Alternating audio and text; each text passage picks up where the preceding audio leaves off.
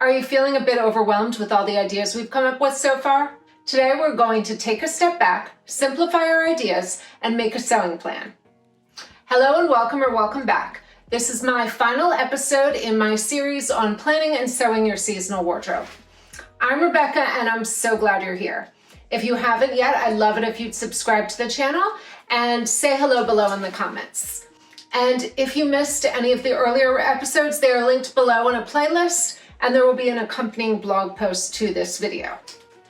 So now that we've gone over our color palettes, we've made some sketches, we've chosen our fabric, now it's time to simplify our ideas. So you can get a little overwhelmed at this point with all the ideas you've come up with for sewing this season. And what I like to do is really narrow this down to what I can realistically sew in any time frame. At this point, I like to take a step back, sit down and think about all my ideas while I narrow them down. This is the time to let your creativity flow. So to create that cohesive wardrobe that we're going for, you really need to narrow down your ideas. If you sew everything that's on your mood board, your closet's gonna be a hot mess. So this is the point where I think about what I wanna sew. Is it gonna go in my wardrobe? Is it gonna mix with other pieces that I already have? I like to have nicely coordinated outfits so that getting dressed in the morning is really easy, which is why I will often sew complete looks. And you'll see a lot of my looks that I've designed for this season are going to mix and match really well and be able to be layered over. And those layering pieces will mix and match with every outfit I'm planning on making. With a really cohesive wardrobe, you're going to look stylish every day. So this is the time to simplify. And this really depends on how fast you sew, how much time you have to sew, all those things. So I like to pick 2 to 3 pieces that you want to focus on right now to sew.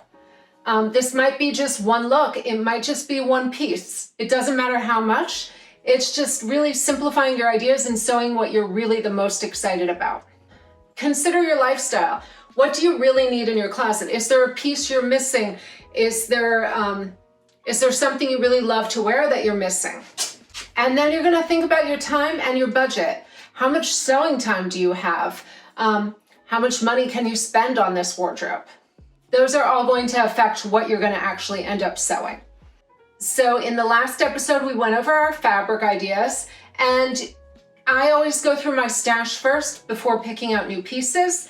And once I have my ideas narrowed down for the season, then I'm going to shop for my fabric so that I'm not going crazy. I know I showed you all my fabric and that I bought it all for the season, but I am a very seasoned seamstress. I've been sewing for quite a few years, so I know I will use all those fabrics in my stash. If you're a beginner, you might want to just start with 2 pieces.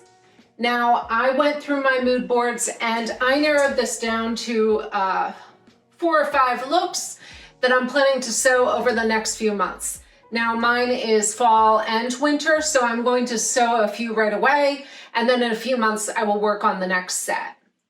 You might only sew one piece. It doesn't really matter how much, just really think about what you really want the most in your closet. So I'm gonna show you how I go about making my plan. First things, I will decide on what I'm going to actually sew. I'm gonna put up what I'm sewing this season to give you a better idea before we go into specifics. Now, I printed mine out, but I'm gonna put up screenshots so that you can see these. So I like to, when I have my sketch, I write down all the information of everything I need, the pattern, all the notions I'm going to need, thread, so that when I decide to sew, I'm ready to go. So my look number 1 is going to consist of a nautical striped top and a rust button detail pant. So I have my fabrics. I've decided on the patterns I'm going to use. I'm going to use a self-draw. I'm using a Style Arcs yo-yo top for my top. I'm doing the trousers in that sweet potato twill. And then I'm going to do a Calvin Klein Vogue 2397 blouse for the undershirt. Now this shirt, I have not used this pattern before, so this is going to be my wearable muslin version. If I like it, I will order a new fabric to remake the shirt. I already have one on my wish list that I'm looking at, so I'm gonna try it out and see how it goes. Next up, my look number 2 is the yo-yo knit top and skirt.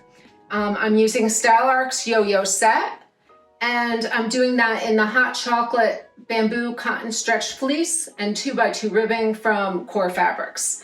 And I showed you that in the last video. And you'll see the order I'm doing these in. I am going to, I like to sew one thing that's a little trickier and then an easy knit project so that I'm not, this helps to make my sewing practice a little more relaxed. So I'm starting with the twill pants and a button-down shirt that's a little more complicated, and then I'll move on to a fully knit outfit that I'll sew up really quickly. So next up, another more complicated project I'm working on is the Anna Sui V1177 mini dress. And I'm using that famous New York City designer, red, orange, and navy floral stripes, poly Georgette fabric from Mood that I bought, as well as an underslip in a black silk charmeuse that I also bought from Mood. And I put up some inspiration pictures of the idea I'm going for with this dress. And I'm excited about doing this detail treatment with the pleats, which is going to be my challenge for this season.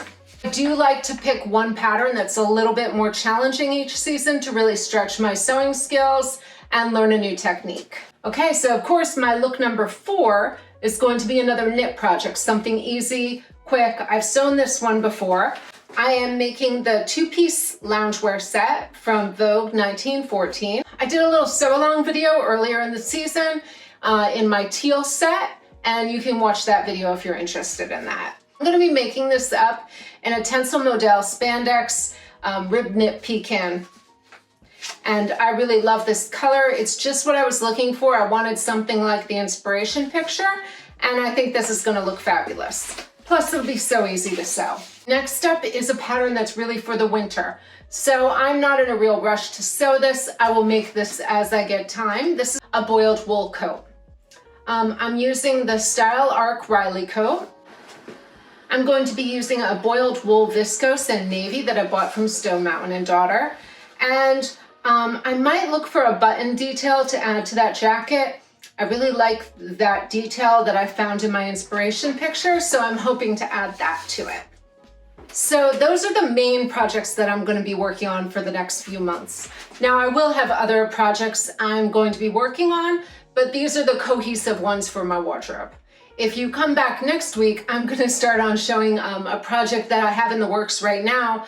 I am making a gala gown, and I'm really excited about this. I don't do a lot of dress up. You can see from my plans that I'm a pretty practical person when it comes to what I'm sewing for my wardrobe. So this is going to be a real departure, making a full 1950s gown. So come back next week, I'm going to show that.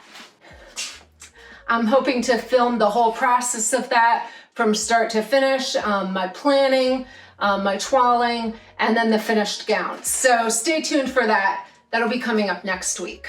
So you can see in all my planning, I had my patterns listed, my fabrics, the notions. That gives me a good idea of what I'm gonna need, and then I can gather all my supplies before I start sewing. This will help you if you need to set a timeline, a budget, gather all your materials, and set up your workspace for success. Now, one of the things I like to do to start out my planning is that I will clean my whole sewing station each season, like a really good cleaning, putting everything away. You can see I went through last week and I reorganized my fabric stash. And then I will gather all the patterns I'm thinking about using. I usually put them in baskets, and then I also grab any magazines. I will look through my magazine collection and I will pull out any that relate to projects I'm doing. So I've got a few in here that are on jacket sewing, and I've got some that are on sewing with wool. So I gather out all of that before I get started my sewing process. Then I will grab out all my sewing books that I might need for any of these projects, for either inspiration or techniques, but I really don't like to sew until I have a nice clean space to work with. Then what I will do is I will cut out all my patterns, especially if I've printed out some at home, and I will get them ready to go. Next step, I will usually cut out I'm going to show you, I usually cut out a few patterns at a time in advance so that I can just, when I have time to sew. Now I work from home all day and I have limited sewing. I usually just sew on the weekends, so I will often do my prep work during the week. So you can see here I have, for that Vogue blouse, I have all my pattern pieces cut out as well as my interfacing. And next I'll probably get out buttons for that. And then for the Anna Sui dress, I have my slip cut out and I have all my pieces cut out and ready to go. And I have a little container that holds the buttons I'm planning on using for the project so that that is all ready to go. And so I will keep these all in my little cart so that as I have time, I can get these sewn. I find this pre-prep and the batch cutting really helps me to make the most of my sewing time, and it helps me stay a little more organized. I hope all these tips help you to sew the wardrobe of your dreams. Enjoy the process and you'll be sure to get great results. I can't wait to see all the projects you have in the works. Let me know in the comments what you're planning on sewing this season and keep me up to date. Tell me what you're making.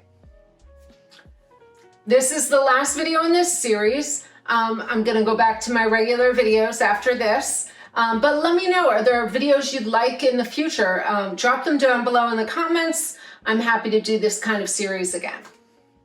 Thank you so much for watching, and until next time, happy sewing.